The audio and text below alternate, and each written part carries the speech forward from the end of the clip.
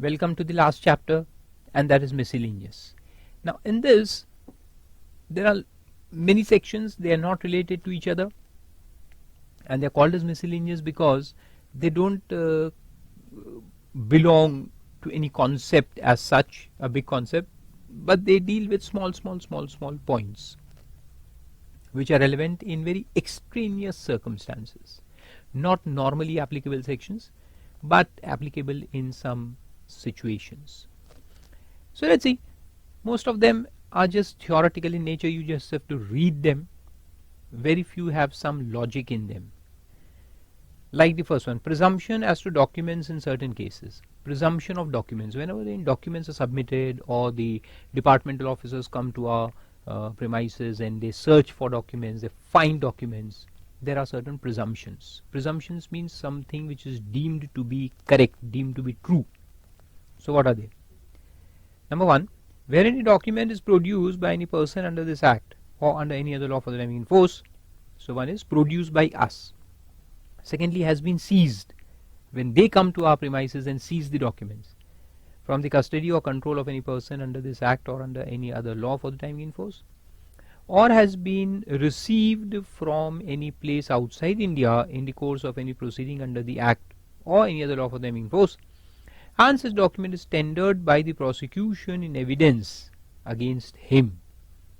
Prosecution means where any where the jail term is there, that is called as prosecution. So prosecution proceedings are going on and the department has submitted, tendered means submitted these documents before the court. Okay, now what will happen? The court shall, unless the contrary is proved by such person, presume the truth of the contents of such document. Means whatever is written is true. This is a presumption that whatever is written is true. Now you have to prove it to be untrue. Okay. Secondly, that the signature and every other part of such document which purports to be in the handwriting, which appears, purports means which appears to be in the handwriting of your means your hand. It seems that Farooq has written it, and there is a signature below that, FARQQ. It will be deemed that that signature is mine. It will be deemed that whatever is written is true and that I have written it. All these are presumptions unless I prove it to be wrong. The court may reasonably assume to have been signed by or in the handwriting of any particular person, is in that person's handwriting. And in the case of a document executed or attested, suppose if it is executed document before any authority, that it was executed or attested by the person by whom it purports to have been executed or attested. Means if there is some property purchased in Britain, in UK, and the documents have come to India and they show my signature there, Farooq Haq, signed, like in case of Amitabh Bachchan, that what is called as a Panama paper leak. So this is talking about those leaked papers. So if your signature appears to be there, it will be deemed that you have signed it. If it is in your handwriting, it will be deemed that you have written it. And secondly, admit the document in evidence, notwithstanding that it is not duly stamped. Even if it is not duly stamped, there is no problem, it will still be accepted as an evidence if such document is otherwise admissible in evidence. So that is first point, interesting one. Then second is 145, admissibility of microfilms, facsimile and fax copies of documents and computer printouts as documents and as evidence. So these can also be accepted as evidence. A fax copy, a microfilm, or images which are printed on the microfilm, then facsimile copy, then computer printed material, computer printouts, then information stored electronically on any device or media, means your hard disk, your floppy disks in the old times, and your DVDs, your pen drives. These can be also admitted as evidence. Shall be admissible in the proceedings thereunder without further proof or production of original. There is no need for original as evidence of the contents of the original or of any fact stated therein, of which direct evidence would be admissible. Secondly, in any proceeding under the Act or rules made thereunder where it is desired to give a statement in evidence by virtue of this section, a certificate identifying the document containing the statement and describing the manner in which it was produced, giving such particulars of any device involved in the production of that document as may be appropriate for the purpose of showing that the document was produced by a computer shall be evidence. So certificate can also be given as an evidence. So somebody will certify that yes, he has read this floppy drive and such documents are contained therein. Then 146, common portal not to be read. There will be GST and common portal. Then deemed exports. The government may on recommendation of the council notify certain supplies as deemed exports. We had seen the notification earlier, those EPCG scheme and all, they are called as deemed exports. Then special procedure for certain processes. The government may on recommendation of the council and subject to conditions and safeguards notify certain classes of registered persons and special procedures to be followed by such persons, including those with regard to registration, furnishing of return, payment of tax and administration. So special procedures can be made for certain class of people like Farooq and all the big shots, Ambanis and Farooqs and all. Then goods and service tax compliance rating. Every registered person may be assigned a goods and services compliance rating score by the government. So all the assessees will be given a rating depending upon your compliance record. Have you submitted all returns on time? Have you paid all the taxes on time? And this and that. So a rating will be given. If you have a big rating, a big star rating, then you will be given, I don't know what, a Zomato voucher by the government. I don't know what they are going to do with the rating, but they'll give us the rating. I hope there is a reverse rating also, that where the assessees can rate the officers. Then it will be fun. Okay. Then it says the goods and services compliance rating score may be determined on the basis of such parameters as may be prescribed. And the compliance rating score may be updated at periodic intervals and intimated to the registered person, also placed in the public domain in such manner as may be prescribed. So you will get a star rating. Good. The next is 150. This is of use. This is one section that you should read in detail. Obligation to furnish information return. Concept is to be understood. Otherwise, there is a long list of people who have to submit this. That I leave it up to you, how much you retain and remember. A person being a taxable person, a local authority, public body, then the governments and the income tax authorities, and so on and so forth. So I leave this part to you, of the whole list of people. Okay. Then come here in the P point and so on and so forth.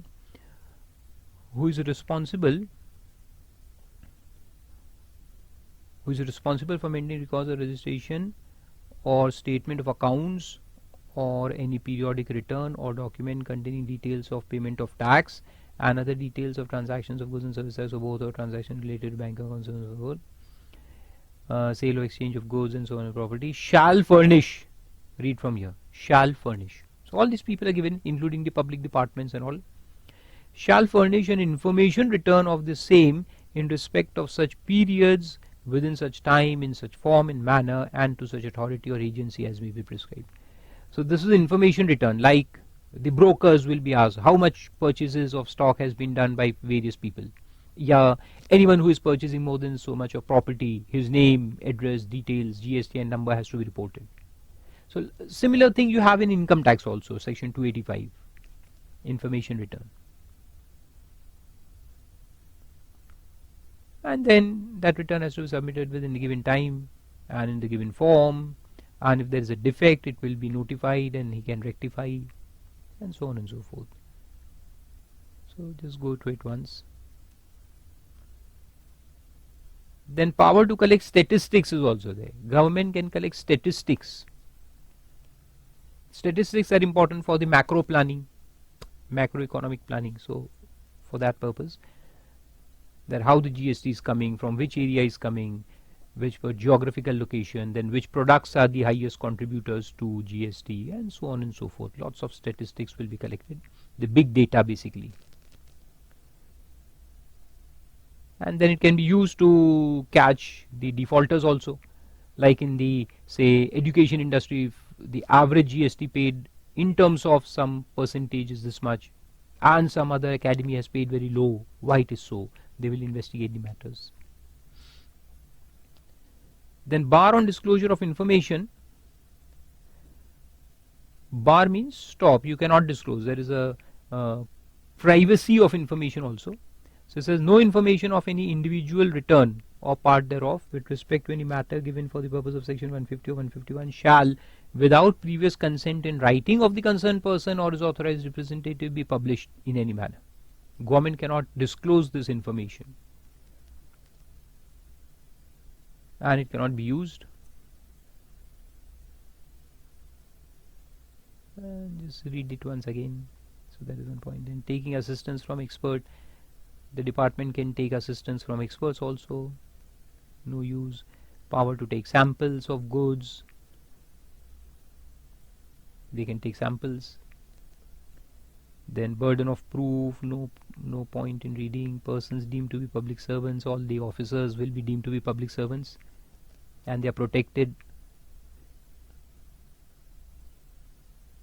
for action taken in good faith. This is the protection section.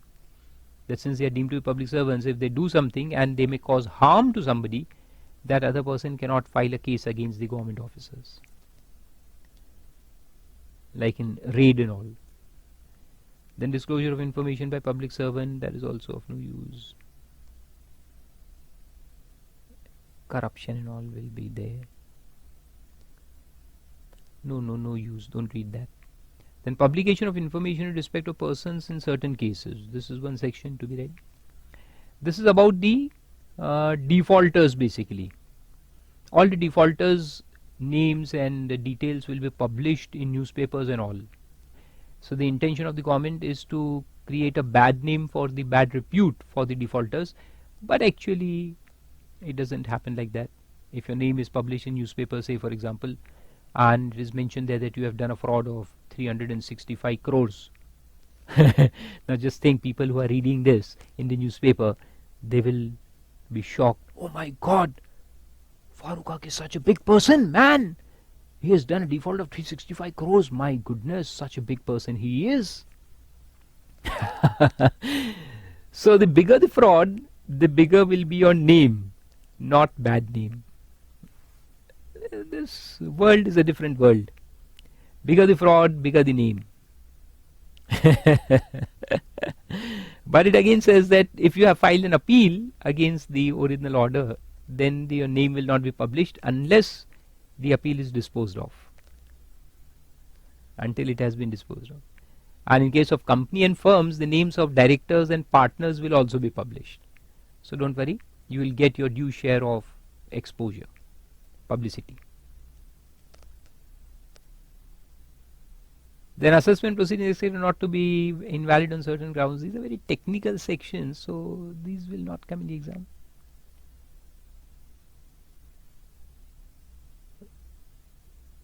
That if there was any defect in issuing the notice or some points were missing, that will not invalidate the proceedings.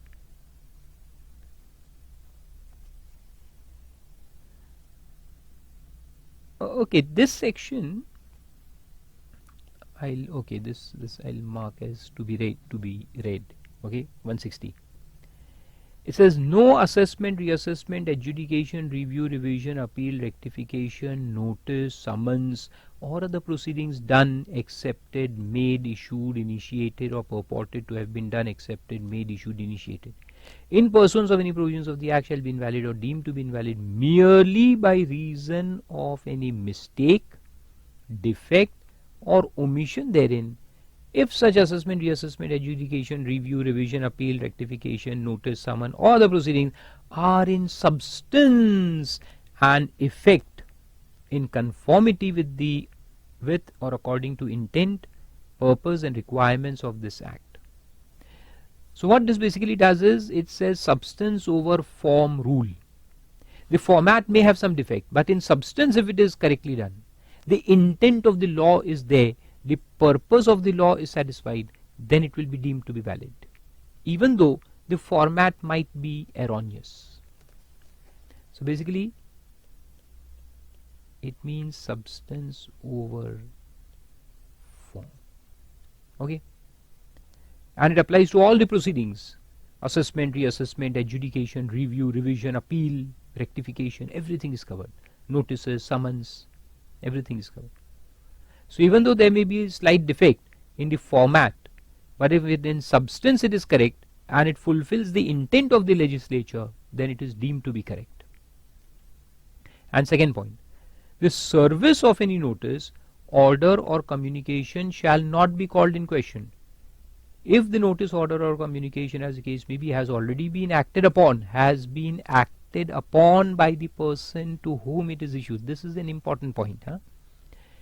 If a notice comes to you and say the notice is time barred, or it is lacking something, some important information or whatever, it is bad in law. Basically, it is not a correct notice. But if you comply with that notice, if you act upon that notice, if you reply to that notice, then it will be deemed to be correct. So basically what it means is that you should be well aware of the rules of notice. As soon as the notice comes to you, you should first evaluate its authenticity. And if you find that this is time barred or this is not good in law, don't ever react to it. Don't act upon it. Don't file any reply. Don't do anything. Just tear it and throw it away. Because if you act upon it, if you file a reply, if you do anything, then the notice will automatically become valid. Very grave situations can arise. So it says, acted upon by the person to whom it is issued, or where such service has not been called in question.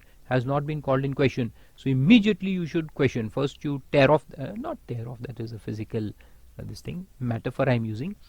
You should question that notice immediately, that this notice is invalid, I will not reply to it.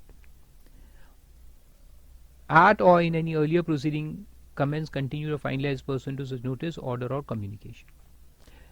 So if you don't call it into question, suppose you go and comply with the assessing officer, then later on when it comes into appeal stage, you come to me, the expert chartered accountant, Farooq Haq. I say that, why did you comply to this notice? It was invalid. You say, oh, we didn't know. Kindly put it as a question before the court of law. I cannot. It says, if you have not called it into question in the first stage itself, you cannot call it into question at any higher stage.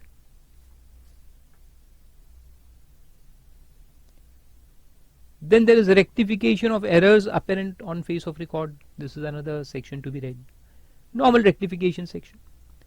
Any decision, order, summon, notice, certificate or other document whichever is issued in this act. Okay. If there is any error or omission, it can be rectified. So it's a very simple thing. Is expected to be free from errors. It is duty of the authority issuing the same. This should be correct. Outcome of the This section provides for an opportunity to make such rectification with some caution and due process being prescribed. So rectification procedure is the simple procedure. First you issue a notice, and if it is going to increase the tax etc., you have to give an opportunity of being heard to the assessee, and then pass the order, pass the rectification order, and the time limits and all is given. So just go through it once. Then bar on jurisdiction of civil courts, no problem there, nothing to be read. Levy of fee, no point. Power of government to make rules, of course they have the power, we don't have to study that. Power to make regulations, the board makes regulation, that is the only point to remember. CB, the Central Board of Indirect Tax and Customs, have the power to make regulations. Rules are made by the central government. Then laying of rule regulation notifications before the Houses of Parliament, we all know. Delegation of powers, no work, nothing to be read there. These are all interdepartmental things, the government powers and all, so they don't come in the exam. Then power to issue instructions or directions, again no use. and service of notice in certain circumstances. This one you read once. How to serve the notices and orders and decisions and all. How it is served on the person, that is given there. It says the decisions, orders, summons, notices or other communication under the act or the rules made thereunder shall be served by one of the following methods. Okay.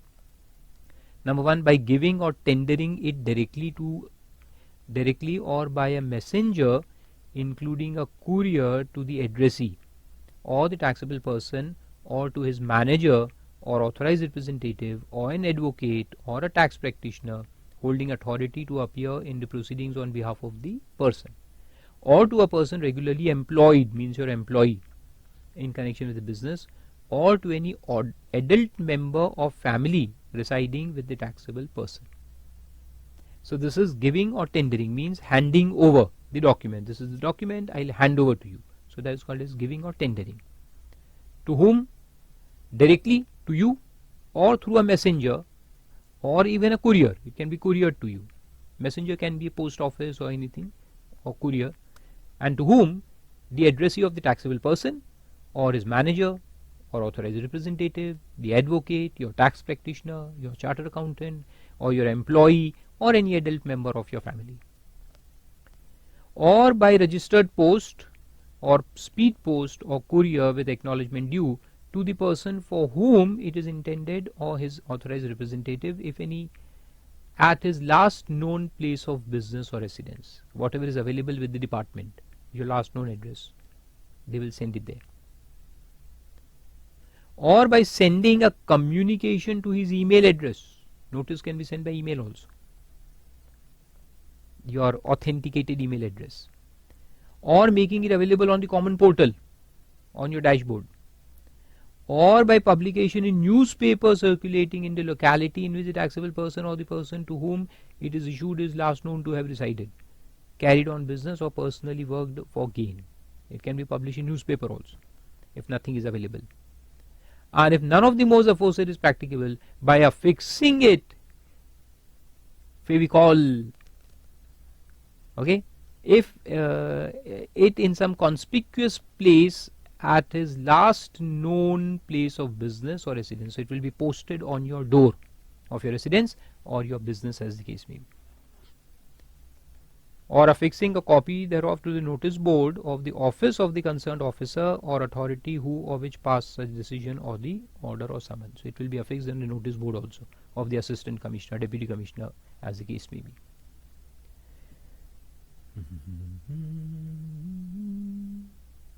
And similarly 2 says that every decision, order, summon, communication shall be deemed to have been served on the date on which it is tendered or published, or a copy thereof is affixed in the manner provided in subsection 1. So that will be considered as the date of tender, the date when it is handed over to you.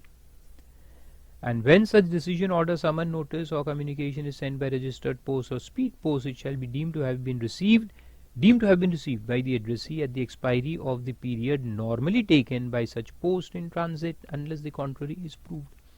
So what is the normal course? That will be decided by the post office. And rounding off of tax, all the tax, interest, penalty, etc. is to be rounded off to the nearest rupee. Means if the tax is 239.68, it will be taken as 240. And if it is 239.39, it will be taken as 239. Simple as that. So that's it. That was miscellaneous provisions. Few sections to be read once and others to be ignored totally. So that was the complete GST second module we have done now.